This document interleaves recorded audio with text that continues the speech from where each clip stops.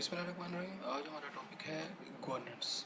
किसी भी मुल्क की अगर गवर्नेंस अच्छी होगी तो वो मुल्क इकोनॉमिकल तौर पर, सोशल तौर पर भी स्ट्रॉन्ग होगा।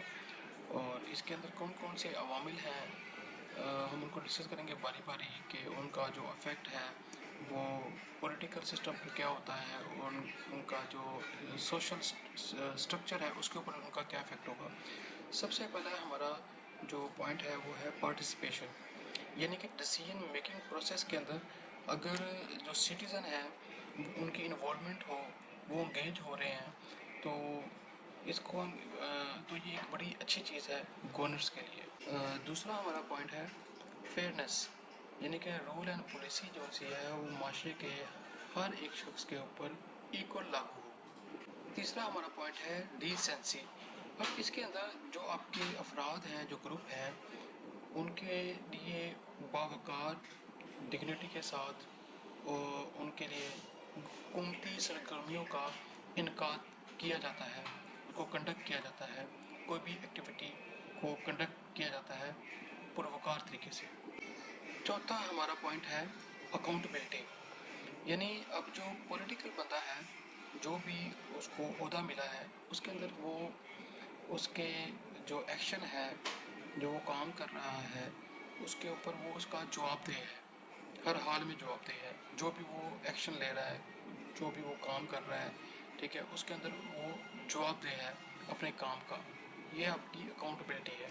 हमारा पांचवा पॉइंट है ट्रांसपेरेंसी, यानी कि गवर्नर के काम को खुले अंदाज में सर अंजाम देना, जिसमें जो मालूमात हैं, इंफॉर्मेशन है, वो आम लोगों तक आसानी से पहुंच सकती हों, यानी कि किसी किस्म की कोई रुकावट ना हो, वो आसानी से अपने काम को पूरा किसी भी महकमे में जाएं तो वो कर सकें, उनको किसी किस्म की कोई प्रॉब्लम ना फेस करनी पड़े। छठा पॉइंट हमारा है एफिशिएंसी। अब इसके अंदर मतलूबा नताइज हासिल करने के लिए आपको जो आपके वसाइल हैं उनका अपने इस्तेमाल करना है। अब ये इंसानी भी हो सकते हैं और माली भी हो सकते हैं, लेकिन इसको मौसर तरीके से करना चाहिए और इंसाफ के साथ करना चाहिए।